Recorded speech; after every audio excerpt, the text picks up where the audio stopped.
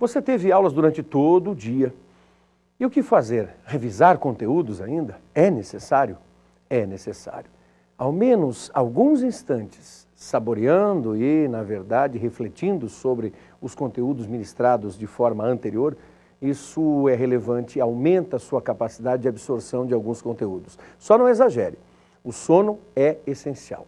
Lembramos-nos com muita alegria do professor Carraro, um psicólogo atuante, não só na orientação profissional, mas também no cotidiano com os terceiranistas, com os concluintes e com muitos egressos do ensino médio, dizendo assim: mantenha uma orientação, uma disciplina na qual o sono seja privilegiado. De nada adianta enveredar pela madrugada, estudando, revendo alguns conteúdos, para no dia seguinte ir para a aula arrastado e dormir durante as aulas, principalmente aquelas de história que você acha que te dão sono.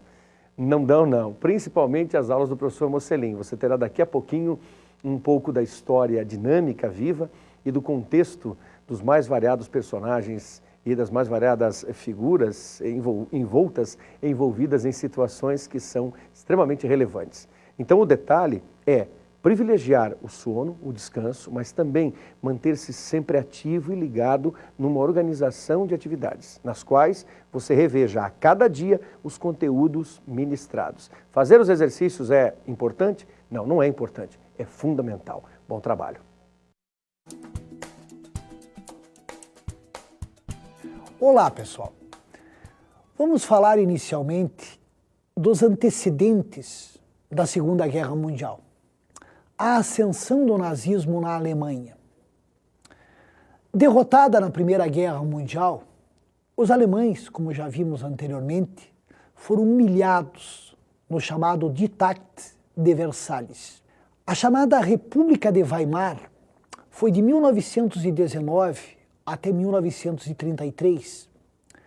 Caracterizou-se por várias crises políticas e econômicas. Porém, foi um período de extraordinária efervescência cultural.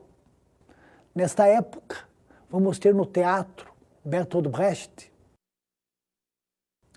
No cinema, o expressionismo alemão com Fritz Lang, grandes progressos na física, obras literárias notáveis. Nas artes, o expressionismo com Conrad Felix Miller, Otto Dix e tantos outros. Adolf Hitler vai ter uma atuação política importantíssima na história da Alemanha. Ele nasceu na Áustria, em 20 de abril de 1889. De classe média baixa, foi um estudante medíocre, porém foi exageradamente influenciado por ideias nacionalistas, pan-germanistas e o pior, antissemitas. Lutou na Primeira Guerra Mundial no exército alemão, chegou a cabo. Ferido, recebeu a notícia da derrota num hospital, chorou copiosamente. Mais tarde, no Mein Kampf, alegou que a Alemanha não fora derrotada, fora, isto sim, traída pelos comunistas e pelos judeus. Os alemães não estavam conseguindo pagar as cotas da dívida de guerra. Com isso, a crise econômica e financeira foi se agravando. O apogeu ocorreu em 1923, com a hiperinflação. Em novembro de 1923, $1 valia 1 bilhão de marcos. Os nazistas tentaram se aproveitar da situação e procuraram dar um golpe de Estado em Munique. Fracassaram. 16 militantes morreram e Adolf Hitler foi preso. Condenado a 5 anos de prisão, permaneceu 9 meses em Landsberg, onde iniciou a obra autobiográfica O Mein Kampf. De 1924 até 1930, o Partido Nazista cresceu muito pouco. Na verdade, a Alemanha recuperou-se economicamente a partir de 24, graças à ajuda norte-americana e britânica. Para você ter uma ideia, em 1928, o partido elegeu apenas 12 representantes no Reichstag, no parlamento alemão. Mas aí veio a crise de 29. O desemprego, a inflação, as falências, tudo isso fez com que os radicais de extrema direita ou de extrema esquerda crescessem enormemente. De um lado, o Partido Comunista, de extrema esquerda. Do outro, o Partido Nazista, de extrema direita.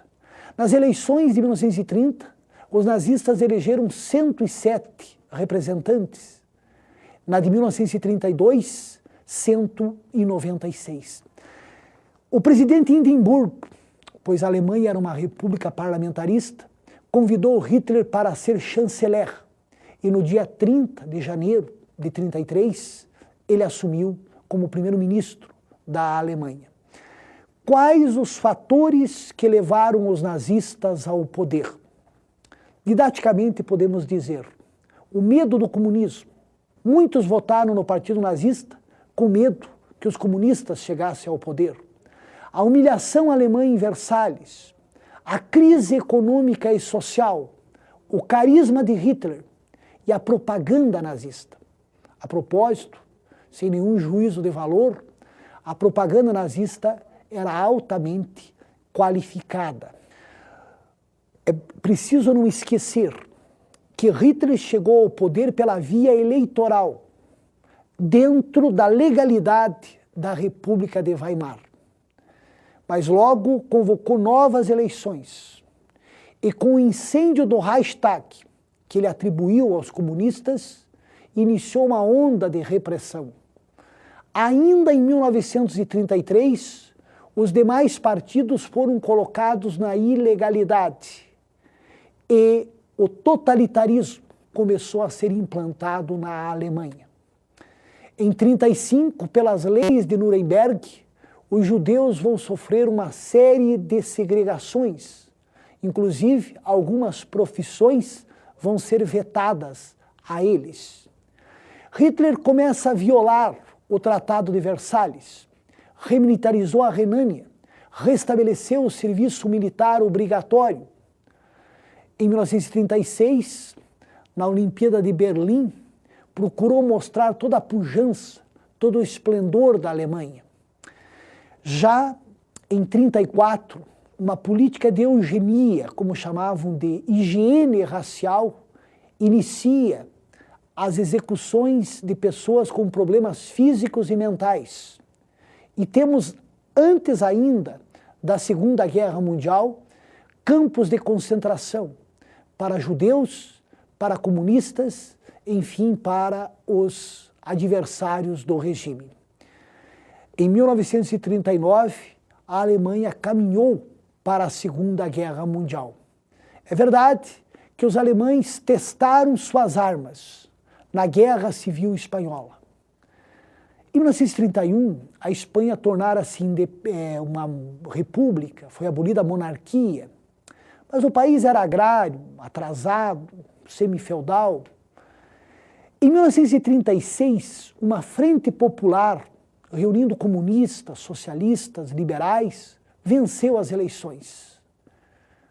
Houve um levante militar, pois duas instituições eram extremamente conservadoras na Espanha, a Igreja e o Exército. O país mergulha em uma guerra civil, que foi de 1936 a 1939.